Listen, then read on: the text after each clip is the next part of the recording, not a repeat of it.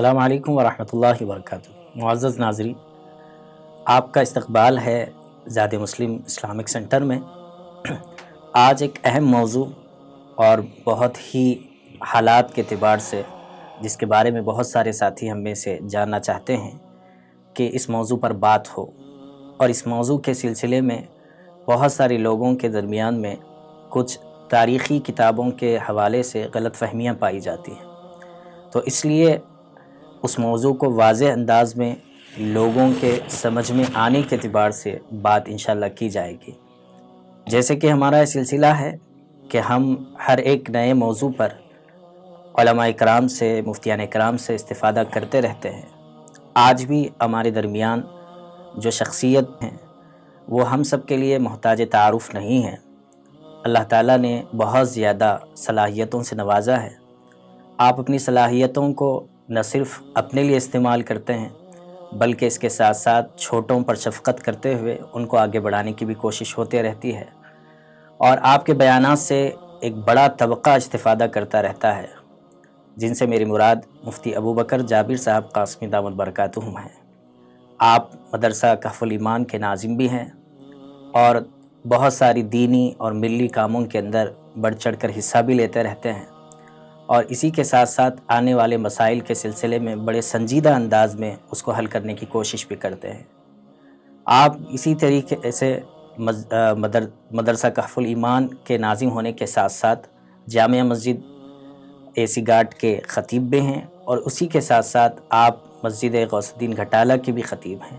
دونوں جگہ پر آپ کی خطابت مشہور ہے، کافی لوگ آپ سے استفادہ کرتے رہتے ہیں۔ آج مفتی صاحب سے ہم استفادہ کریں گے اور واقع شہادت اور حضرت حسین رضی اللہ تعالیٰ عنہ کی زندگی سے ملنے والے پیغامات کے سلسلے میں ہم انشاءاللہ بات کریں گے۔ السلام علیکم ورحمۃ اللہ وعلیکم السلام خیریت سے بڑی خوشی ہوئی کہ آپ نے ہمیں زاد مسلم کے لیے وقت عنایت کیا، اور اس جیسے موضوع پر آپ جیسی شخصیت سے وضاحت مطلوب بھی ہے، اور بہت سارے لوگ ان جیسے عناوین پر آپ سے سننا چاہتے ہیں اور استفادہ کرنا چاہتے ہیں۔ آج محرم کا مہینہ ہے، اور اسی کے ساتھ ساتھ محرم کے اعتبار سے بہت ساری چیزیں ہماری امت میں پائی جاتی ہیں، لیکن خاص طور پر حضرت حسین رضی اللہ تعالیٰ عنہ کی شہادت جو تاریخ کے کتابوں کے اندر بھی مذکور ہے، اس بارے میں ہمارے مکتب فکر کے اعتبار سے، ہمارے موقف کے اعتبار سے کیا چیزیں واضح انداز میں لوگوں تک پہنچنی چاہیے، اور حضرت حسین رضی اللہ تعالیٰ عنہ کی شہادت سے ہمیں کیا اسباق ملتے ہیں، اس موضوع پر انشاءاللہ ہم گفتگو کریں گے۔ سب سے پہلے جس بات کی طرف ہم جانا چاہتے ہیں وہ یہ ہے کہ حضرت حسین رضی اللہ تعالیٰ عنہ جو نواسۂ رسول صلی اللہ علیہ وسلم ہیں، اور آپ صلی اللہ علیہ وسلم نے بڑی محبتوں اور شفقتوں کے ساتھ ان کو پروان چڑھایا، اور نہ صرف حضور صلی اللہ علیہ وسلم بلکہ صحابہ کرام رضوان اللہ تعالی علیہم اجمعین کے درمیان بھی بڑی محبت بھری نگاہوں سے دیکھے جاتے تھے۔ ان کے سلسلے میں جو احادیث کے اندر اور احادیث کی روشنی میں جو فضائل آئے ہیں، اس بارے میں کچھ وضاحت ہم آپ سے چاہتے ہیں۔ بسم اللہ الرحمن الرحیم۔ الفاظ تاکہ درست رہیں اور ذہن پر بار بھی نہ ہوں، اس لیے دو چار وہ حدیثیں جو حضرت سیدنا حسین رضی اللہ عنہ سے متعلق ہیں۔ جی، ویسے محدثین نے تو مستقل کتابیں بھی لکھی ہے، ابواب مناقب کے اندر حضرت سیدنا حسین رضی اللہ عنہ پر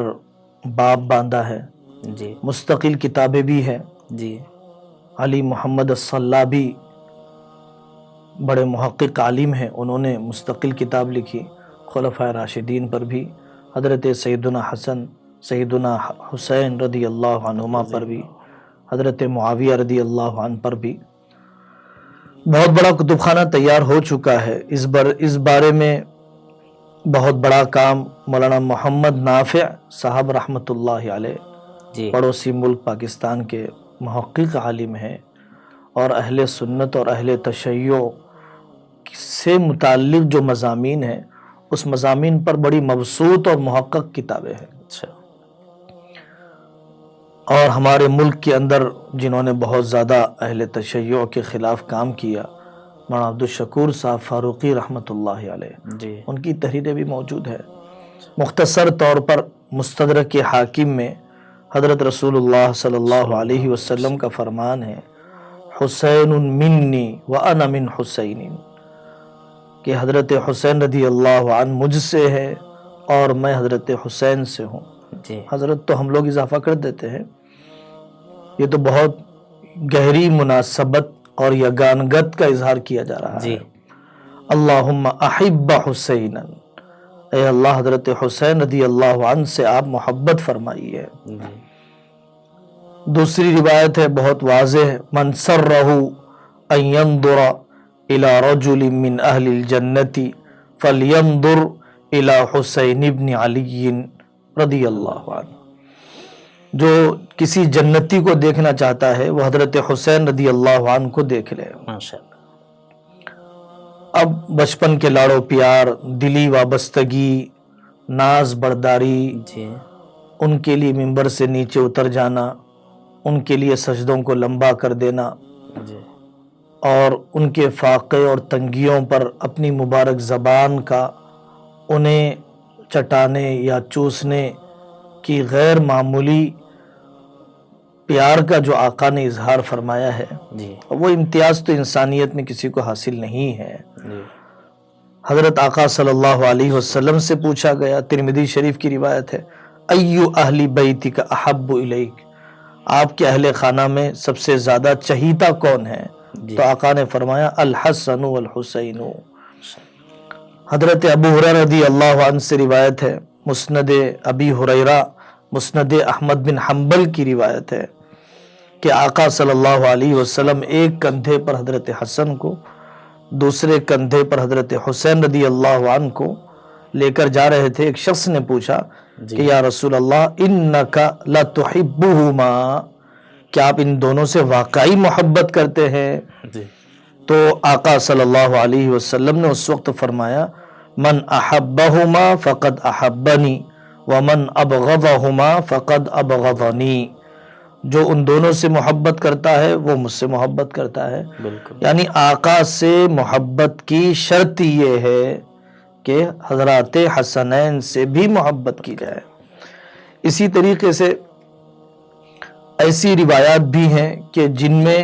حضرت حسین رضی اللہ عنہ کے شہادت کے اشارے بھی دیے گئے ہیں۔ اچھا ایک تو خود حضرت حسین رضی اللہ عنہ کے وہ خواب جی جو کربلا کے سفر میں انہوں نے دیکھے ہیں، ان مبشرات کے علاوہ جیسے روایتوں میں بہت زیادہ وضاحت کے ساتھ حضرت حسن رضی اللہ عنہ کے ذریعے سے مسلمانوں کی دو جماعت کے درمیان صلح کا ہو جانا، جی ابنی ھذا سید یصلح اللہ بہ بین فئتین من المسلمین، جی او کما قال علیہ الصلاۃ والسلام۔ تو جیسے اس روایت سے پتہ چلتا ہے کہ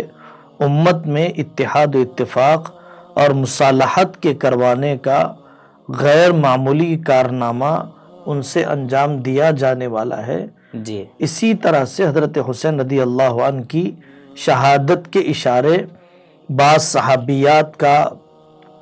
خود آقا صلی اللہ علیہ وسلم کو بے قرار ہو کر اٹھ جانا، اور جس وقت شہادت ہو رہی تھی میدان کربلا میں، جی اس دوران دوسرے علاقوں میں بعض صحابہ کا حضرت آقا صلی اللہ علیہ وسلم کو خواب میں بے قرار دیکھنا، جی ان سب چیزوں کے اشارات موجود ہیں۔ بہرحال حضرت سیدنا حسین رضی اللہ عنہ کی فضیلت بے غبار ہے، جی لیکن اہل سنت والجماعت اور اہل تشیع کے درمیان جو مابہل امتیاز چیز ہے اس کو بہت سمجھنے کی ضرورت ہے کہ فضیلت کے بیان کرنے میں اس قدر غلو یا حدود کا تجاوز نہ ہو کہ کوئی خدائیت کا مقام دے دیا جائے جی یا خلفاء راشدین پر ترجیح دی جائے۔ جی ایسی کوئی فضیلت اہل سنت والجماعت کے یہاں نہیں کہی جا سکتی ہے، وہ مزاج شریعت اور دوسرے جمہور کی تفہیمات و تشریحات کے مسلمہ خلاف ہے۔ بالکل، جیسے کہ آپ نے احادیث کی روشنی میں بات بتائی کہ حضور صلی اللہ علیہ وسلم کی اس درجے غایت درجے محبت حضرت حسن اور حضرت حسین رضی اللہ تعالیٰ عنہ سے تھی، اسی کے ساتھ ساتھ حضرت عمر رضی اللہ تعالیٰ عنہ اور دیگر صحابہ کے اندر، جیسے کہ کتاب کے اندر یہ بات بھی لکھی ہے کہ حضرت عمر رضی اللہ تعالیٰ عنہ کے پاس یمن سے کچھ کپڑے آئے اور انہوں نے اس کو لوگوں میں تقسیم کیا، لیکن جب بعد میں دیکھا کہ سامنے سے حضرت حسن اور حضرت حسین رضی اللہ تعالیٰ عنہ جا رہے تھے، تو اس موقع پر دیکھا کہ کپڑے ایسے نہیں ہیں، افسوس کرنے لگے۔ لوگوں نے پوچھا کہ کیا بات ہے، آپ افسوس کیوں کر رہے ہیں؟ تو اس موقع پر جواب یہ دیا کہ جو کپڑے آئے تھے وہ کپڑے اس میں ان کے سائز کے کپڑے نہیں تھے، جس کی وجہ سے میں ان کو دے نہیں سکا۔ مجھے افسوس ہے کہ سب اچھے کپڑے پہنے ہوئے ہیں اور یہ نہیں ہے۔ پھر بعد میں یمن سے وہ کپڑے منگوائے ان کے سائز کے اعتبار سے اور پھر ان کو بھیجا۔ اس سے سمجھ میں آتا ہے کہ حضور صلی اللہ علیہ وسلم کو جو محبت کرتا ہوا صحابہ نے دیکھا تھا اپنے نواسوں کو، ایسے ہی صحابہ کے دل میں بھی محبت و عظمت آپ صلی اللہ علیہ وسلم کے بعد بھی برقرار تھی، اور واقعتاً امت مسلمہ کے اندر یعنی توازن یہی ہے کہ اہل بیت اطہار اور صحابہ کرام دونوں ہمارے لیے سر کے تاج ہیں، آنکھوں کے نور ہیں اور آسمان کے ستارے ہیں۔ اس لیے جبھی بھی ہم کسی واقعے کو پڑھتے ہیں یا صحیح تاریخی کتابوں کو دیکھتے ہیں تو اہل سنت الجماعت کا جو موقف ہے اس موقف پر برقرار رہنا ضروری ہے۔ جیسے کہ آپ نے بات بتائی کہ غلو نہ ہو کسی بھی چیز میں، مزاج شریعت سامنے ہو، حدود کے اندر رہ کر یہ چیز کی جائے۔ تو ماشاءاللہ بڑے اچھے انداز میں آپ نے احادیث کی روشنی میں اور اہل سنت الجماعت کے موقف کے اعتبار سے اور شریعت سے بالکل قریب تر جو بات ہو سکتی ہے، شریعت نے جیسے ہو بہو بتائی ہے، ان تمام کی رعایت کرتے ہوئے حضرت حسین رضی اللہ تعالیٰ عنہ کی فضیلت ہمارے سامنے رکھے۔ انشاءاللہ ہم اس سلسلہ گفتگو کو آگے بڑھاتے ہیں اور اس کے بعد پھر اگلے سوال یا اگلے پوائنٹ کی طرف ہم انشاءاللہ آتے ہیں۔